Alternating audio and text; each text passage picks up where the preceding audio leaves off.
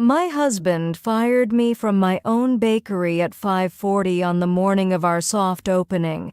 12 employees were shaping dough around us. Daniel placed a white envelope on the prep table and said, "You only bake, May. My mother understands business." Behind him, Judith stood in my office doorway wearing my spare key on a red ribbon. The mixers kept turning after every person stopped. Daniel said the bakery needed professional leadership and that I had become too emotional about recipes, schedules, and quality. Judith thanked the staff for their patience during the transition.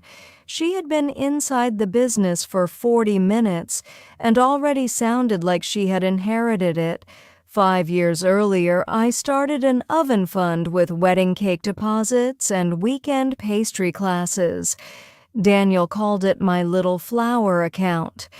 When the corner cafe closed, I used that money for the lease deposit, design drawings, and the first commercial oven. Daniel handled spreadsheets after work.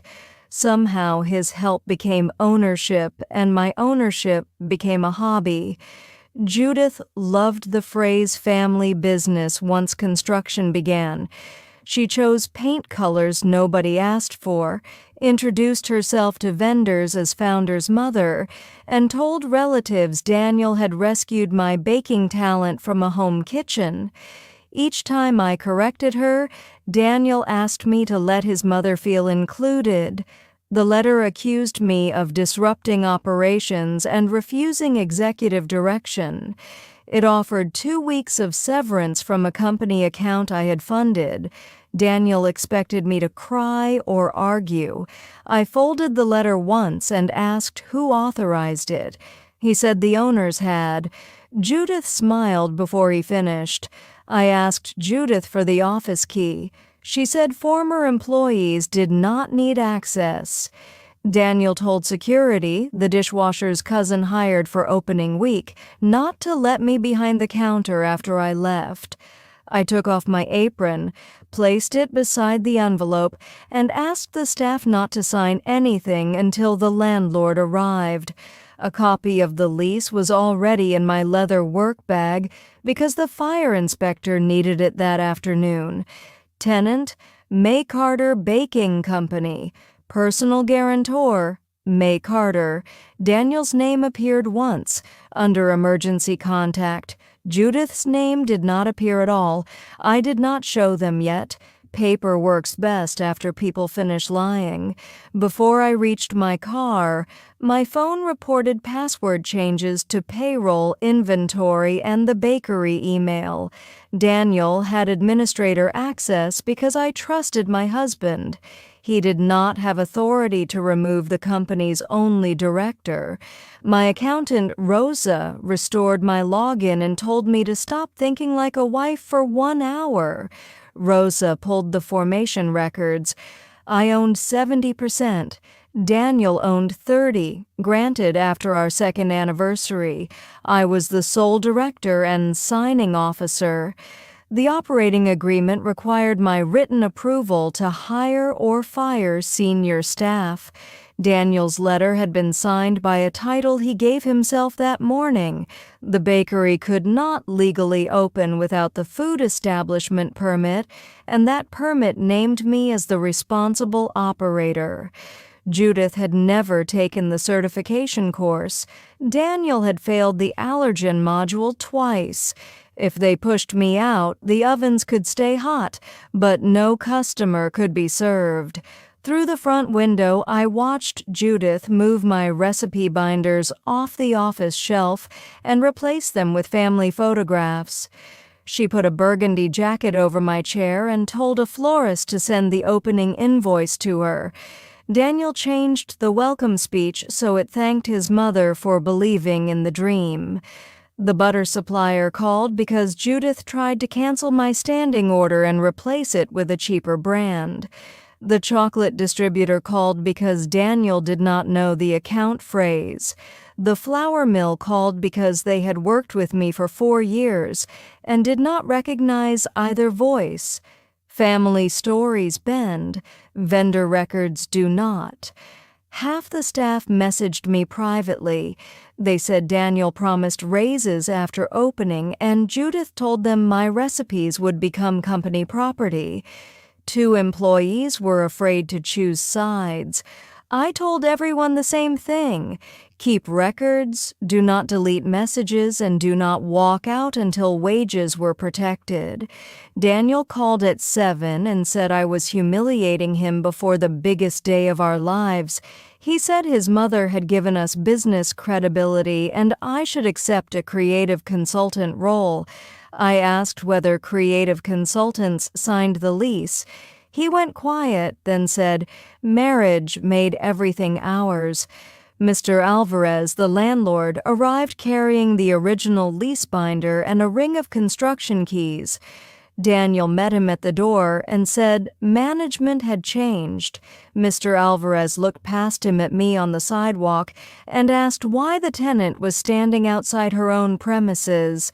We moved the conversation to the dining room. Employees, the accountant, 2 suppliers, Daniel, Judith, and the landlord gathered around unfinished cafe tables. Judith opened by saying a family decision had been made. Rosa asked which company meeting she meant. Judith did not know meetings had numbers. Mr. Alvarez opened the lease to the signature page. He confirmed I was the tenant, guarantor, and approved operator. Daniel could not transfer occupancy, remove me, or install Judith as manager without my written consent.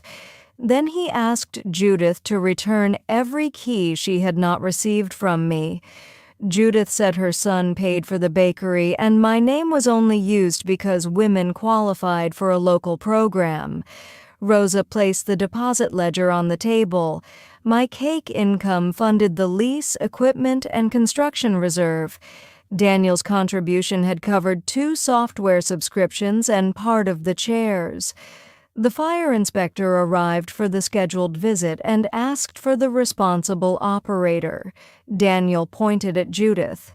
The inspector checked the permit packet, then turned to me. Judith's borrowed authority collapsed in front of the ovens she did not know how to shut down. Daniel finally admitted he had promised Judith a permanent role. She wanted income, an office, and a business title after leaving her previous job. He assumed I would be angry for a week, then return to the kitchen because I loved baking too much to leave. He was right about the baking and wrong about who had to leave. Rosa revoked Daniel's administrator permissions while everyone watched. Mr. Alvarez changed the construction key code. I collected Judith's red ribbon key and removed her name from vendor contacts. Then I asked the staff whether they wanted to stay under the original contracts. Every employee did. I postponed the soft opening by 1 day, not for revenge, for clean payroll, new passwords, and a kitchen safety meeting. Judith told relatives I had stolen the family business. Daniel moved into her guest room and sent me 3 versions of an apology, each containing the phrase misunderstanding.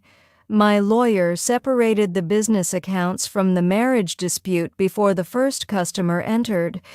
Daniel remained a minority owner without operational control while the agreement was reviewed. He said I was treating him like an employee. I said employees receive job descriptions before they are fired. At 5:30 the next morning, I used my own key to open the bakery. The first trays came out at 6. By 7, the windows were fogged with butter and coffee, and the staff were laughing again. Nobody gave a speech about family. We thanked the people who had actually done the work. Daniel was right about one thing. I bake. I also negotiate leases, sign payroll, price ingredients, train staff, clean drains, calm brides, and know exactly how long sugar can burn before it turns bitter. The bakery did not become mine when the landlord opened the lease. It had been mine every morning I arrived before anyone who called it theirs.